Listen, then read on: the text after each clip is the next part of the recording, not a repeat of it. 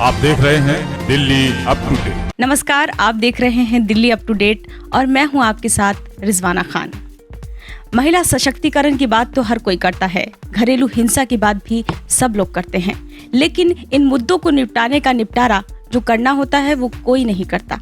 लेकिन उन्हीं में से एक मिसाल हमारे साथ एक मौजूद हैं। तो आइए मोनिका ग्रोवर जी से बात करते हैं और उनसे जानते हैं कि उन्होंने कौन कौन से मसले, कौन कौन से मुद्दे निपटाने की कोशिश की है। सबसे पहले मैं आपसे जानना चाहूँगी कि कब से आपने इस हेल्पलाइन की शुरुआत की, कहाँ से शुरुआत की, आपके मन में क्या था जो आपने सोचा कि मुझे इसकी शुरुआत करनी ही चाहिए? मैंने शुरुआत 11 अप्रैल 2014 में की थी। मैंने कुछ ऐसा नहीं सोचा था कि मैं ये हेल्प करूँगी या कुछ भी, मेरे मन में सिर्फ ये था। मैं एक नॉर्मल जॉब करती थी और एक दिन मेरी मदर ने मुझसे बोला कि मैं भी चाहती हूँ कि मैं एक सबकी महिलाओं की हेल्प करूँ, जो लोग समझते हैं कि हमारी कोई नहीं सुनता, हम उसकी सुन पाएँ। तो मैंने ये 11 अप्रैल 2014 में अपना ये NGO क्रिएट किया और मैंने महिलाओं की मदद करना स्टार्ट की। कौन से पुलिस स्टेशन से आपने शुरुआत की थी इसकी? मैंने ये पुलिस स्टेशन तिलक नगर से स्टार्ट की थी। उस टाइम पे वो SHO सत्य प्रकाश सर थे। मैंने उनके साथ पहला केस और पहला थाना मेरे लिए तिलक नगर ही रहा। तरह तरह की चुनौतियां आपके सामने आती हैं और आप भी आती होंगे आपके सामने, तो कैसे उनका सामना आप करती हैं? मैम, चुनौतियाँ तो कई तरीके की आती हैं। झूठ साबित करना पड़ता है कई जगह, और जहाँ सच होता है उसको सच को साबित करना पड़ता है। कभी कभार ऐसा लगता है कि कहीं मैं कोई ऐसे फैसले गलत ना ले लूँ जिसकी वजह से मुझे पछताना पड़े। लेकिन कोई एक ऐसा सॉल्व किया होगा आपने केस के जो आपका दिल छू लिया होगा? जी मैम, एक केस मेरे पास थोड़े टाइम पहले आया था जब मैं मुंबई में थी और मेरे को ACP रमन लांबा का कॉल आया कि तुम कहाँ हो। तो मैंने कहा कि सर मैं तो मुंबई में हूँ। तो बोले कि एक ना रेप केस आया है और रेप केस तुम कैसे करोगी। तो मैंने कहा कि सर रेप केस आया है, मैं कोई बात नहीं अपनी प्रेसिडेंट को भेजती हूँ और कोशिश है कि वो उसको कर पाएगी। तो बोले ठीक है। जब मेरी प्रेसिडेंट गई तो वहाँ पे जो रेप केस था ना वो कुछ अलग तरीके के था। अलग तरीके का ऐसे कि एक लड़की वहाँ पर आई और बार बार बोली कि मेरा रेप हुआ है, मेरा रेप हुआ है। उसकी भाभी उसके साथ थी कि मैं इनका रेप हुआ है, पुलिस कुछ कर नहीं रही है। मैंने कहा पुलिस कुछ करेगी तभी तो मुझे बुलाया है। तो मैंने बात करी तो लड़की ने कहा, मैंने स्पीकर पे फ़ोन लिया और मैंने अपनी प्रेसिडेंट को बोला कि तुम बोलती जाओ और मैं इसको सुनूंगी कि ये क्या बोल रही है। तो उसने बोला कि मेरा ना 7 बारी रेप हुआ है, मेरा 7 बारी रेप हुआ है। तो मैंने इससे पूछा कि इससे पूछो कि इसका 7 बारी रेप हुआ है तो ये बता क्यों, मतलब चिल्लाई क्यों नहीं वहाँ पर। तो कह रही कि मैं बेहोश थी। तो मैंने अपनी प्रेसिडेंट को बोला कि इस लेडीज़ के एक थप्पड़ लगाओ और इसे ये पूछो अगर तू बेहोश थी तो तुझे कैसे पता कि तेरा 7 बारी रेप हुआ है। तो उस लड़की पे मैंने मेंटली प्रेशर डलवाया फ़ोन पर ही, और डालकर उस लड़की ने मुझे बताया कि मैम मैंने ना इसलिए बोला क्योंकि मेरा मकान ना कर्जे में था और मुझे 7 लाख रुपए की ज़रूरत थी, इसलिए मैंने अपनी भाभी के कहने पर झूठ बोला। तो मुझे लगा कि मैं उन महिलाओं से हाथ जोड़कर विनती यही करूँगी कि प्लीज़ पैसों के लिए अपने मान को ना बेचें। अगर जेन्युइन चीज़ है तो मैं उनके साथ हमेशा खड़ी हूँ। मुझे सबसे ज़्यादा सपोर्ट उन्हीं महिलाओं का है जो सच बोलेंगी। अगर वो मुझे झूठे को सही साबित करने के लिए बोलेगी तो शायद मैं भी नहीं कर पाऊँगी, और मेरे लिए ये चुनौती सबसे बड़ी खड़ी हो जाती है जहाँ मेरी महिलाएँ झूठ बोलती हैं। बस सच बोले, और अगर सच है उनके साथ तो मैं उनके सामने डटकर मुकाबला करने के लिए खड़ी हूँ। मैंने तो ऑलमोस्ट बहुत सारे वेस्ट में SHO के साथ काम किया है, जैसे राजबीर सिंह लांबा और सत्य प्रकाश सर, सुनील सर और अरविंद सर और नरेश सर। काफ़ी SHOs हैं जो मैं वेस्ट में जिनके साथ काम करती हूँ। पर लेकिन कई SHO ऐसे हैं जिनके साथ काम करते करते ऐसा फील होता है कि घर में एक बैठी हूँ मैं। कहीं ना कहीं इतने सारे केस आप सॉल्व करती हैं, कुछ परेशानियां होती हैं, कहीं ना कहीं आप फंस भी जाती होंगी, सोचती होंगी मैं क्या करूं उस वक्त, किसकी हेल्प लूं। तो आप किसकी हेल्प लेना पसंद करती हैं उस वक्त?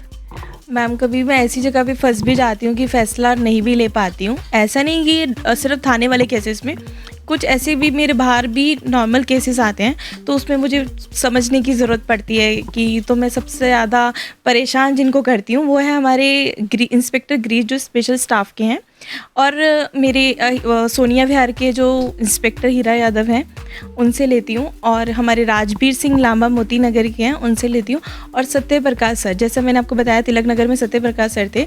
मेरे को आज सबसे ज़्यादा स्टैंड करने के लिए सत्य प्रकाश सर का हाथ सबसे ज़्यादा मैं समझती हूँ, उन्होंने मुझे सपोर्ट किया हुआ है।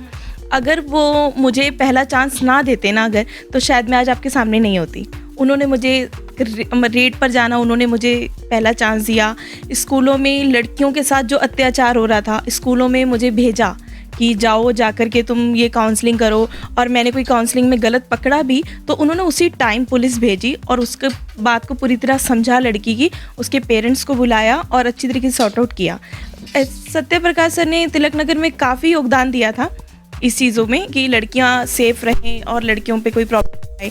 तो आज भी अगर मुझे कुछ ऐसा लगता है कि सर मैं कोई डिसीज़न गलत तो नहीं ले रही हूँ, तो मैं सबसे ज़्यादा परेशान सत्य प्रकाश सर को ही करती रही हूँ और गिरीश सर को करती रही हूँ। वेस्ट दिल्ली के लिए आप काम करती हैं, ज़्यादातर वहाँ पे लोग आते होंगे, कई तरह के लोग आते हैं, और सबसे बड़ा सवाल ये है कि किन तबकों के लोग आपके पास ज़्यादा फ़ोन करते हैं कि हमें उनको मदद मिल जाए आपसे, तो हम आपसे ये भी जानना चाहेंगे। मैम मेरे पास हर तरीके के क्लास के लोग आते हैं, मिडिल क्लास भी होते हैं, लो क्लास के ज़्यादातर होते हैं, और हाई क्लास के लोग भी होते हैं जो कि परेशान होते हैं। और ज़्यादातर मैं जिनको डील सबसे ज़्यादा करती हूँ वो लो क्लास के लोगों को करती हूँ, कि उनको ऐसा ना लगे कि हम उनका कोई नहीं सुन रहा, उनकी पुलिस नहीं सुन रही, पर लेकिन मैम सब सुनते हैं उनकी, बस समझने में थोड़ा सा ऐसा लगता है कि हमारी कोई नहीं सुन रहा, पर पुलिस भी उनको सुनती है। लेकिन क्या क्या छोटी छोटी परेशानियाँ वो गिनवाते हैं अपने आपके पास आकर, क्या कैसे आप उन्हें सॉल्व करती हैं? मैम ज़्यादातर जो प्रॉब्लम्स आती हैं ना वो यही आती है कि मेरे पति ने मुझे मार दिया, मेरे पति ने मुझे ऐसा घर से निकाल दिया, मेरे पति ने शराब पीने के बाद मुझे मारा है और मेरे को घर में बंद कर रखा है। तो ये चीज़ें मेरे पास ज़्यादा इशू आते हैं। और अगर मैं नॉर्मल आजकल के दौर में जो है महिला आयोग है, ये सब चीज़ें हैं, कई फाउंडेशंस भी चल रही हैं, कई हेल्पलाइन नंबर भी हैं, लेकिन कहीं ना कहीं वो प्रयास शायद कभी ना कभी किसी से नहीं होता है। तो आप वो भरोसा कैसे जीतती हैं लोगों का, और क्या क्या प्रयास करती हैं लोगों के लिए? मैम जैसे कि मैं आपको बताऊं कि काफ़ी मेरे पास ऐसे केस आते हैं जो कि झूठे होते हैं, और कभी कभार सोचती भी हूँ कि ये झूठे हैं। मैं कितना प्रयास उनके साथ करती हूँ, उनको समझाने की कोशिश करती हूँ, काउंसलिंग करती हूँ और उनको सही एडवाइस देती हूँ कि आप अपनी इस रास्ते को गलत की तरफ ले जा रहे हो, और उनको समझाने की कोशिश करती हूँ। और कई महिलाएं ऐसी आती हैं जो हाथ जोड़ती हैं कि मैम हमें तो भरोसा नहीं है, इस पर नहीं है, उस पर भरोसा नहीं है, हम यहाँ गए तो हम चक्कर लगा रहे हैं और हमारी कोई सुनवाई नहीं हो रही, हम तभी आपके पास आए हैं। तो मैं उन महिलाओं को भी बोलूँगी कि हाथ जोड़कर कि आप अपना विश्वास ना खोएं, और मेरे की जितनी ज़रूरत होगी मैं अपनी वादा कर सकती हूँ कि मैं आपके साथ खड़ी हूँ, पर लेकिन आप सही होगे तब। की तरफ से आपकी फ्यूचर प्लानिंग क्या है महिलाओं के लिए? आपका जो है अगला कदम क्या होगा? मैम मैंने जहाँ तक ये सोचा कि मैं अगला कदम ये करूँगी कि मैं एक जो बच्चे रोड पर घूमते हैं, जो पेरेंट्स बच्चों को नहीं पढ़ा पाते हैं, मैं उनके लिए एक विद्यालय खोलूँ जिसमें बच्चे पढ़ सकें, जो फीस नहीं पेड कर सकते हैं उनको मैं पढ़ा सकूं, ज़्यादा से ज़्यादा शिक्षा दे सकूं उनको। और दूसरा महिलाओं के लिए ये उठाने वाली हूँ कि मैं और मेरा मोती नगर थाना, जिसमें राजवीर सिंह SHO से मैंने डिस्कस किया था कि हम एक DLF टावर और कई ऐसी जगहों पे, मेट्रो स्टेशंस पे कई ऐसे बॉक्स लगाएं जिसमें महिलाएं अगर कोई परेशान है और वो अपनी उसमें कंप्लेंट डाल सके। जैसे आपने देखा DLF टावर में काफ़ी लेडीज़ काम करती हैं, आजकल जेंट्स से ज़्यादा महिलाएं काम कर रही हैं। उन्हें कोई भी परेशानी है, अगर वो पुलिस को फेस नहीं करना चाहती हैं तो मेरा एक बॉक्स वहाँ लगेगा और वो उसमें कंप्लेंट डाल सके, और उनकी जो भी कंप्लेंट्स होंगी वो मेरे तक ही रहेगी और मैं उनको सॉर्ट आउट कर पाऊँ। और सबसे आखिरी सवाल ये है कि महिलाओं को, खासतौर महिलाओं के लिए आप हेल्पलाइन फाउंडेशन चला रही हैं, इतना नेक काम कर रही हैं, तो हम यही चाहेंगे कि आप उन महिलाओं को कुछ संदेश दें कि उनको घर में कैसा रहना चाहिए, बाहर कैसा रहना चाहिए, कुछ टिप्स उन्हें दीजिए। मेरी हर महिलाओं से यही एक विनती है कि आप लोगों को सेफ रहने की सलाह मैंने हमेशा दी है, पर लेकिन एक सलाह ये भी दूंगी कि आप लोग सही तो हैं, मैं भी समझती हूँ कई महिलाएं गलत भी हैं, और वो गलत महिलाएं भी थोड़ा सही रहे कि आगे कोई पुरुष जो है वो सही भी होते हैं, और मैं ये नहीं कह रही कि पुरुष सारे सही होते हैं, कुछ गलत भी होते हैं, तो आप उनको नई सीख दें, आप उनका सामना करें, पर लेकिन सही पुरुष को फंसाने की कोशिश कभी ना करें। आज के लिए बस इतना ही, फिर मिलते हैं शीघ्र किसी नए एपिसोड के साथ। Bureau report, Delhi up to date.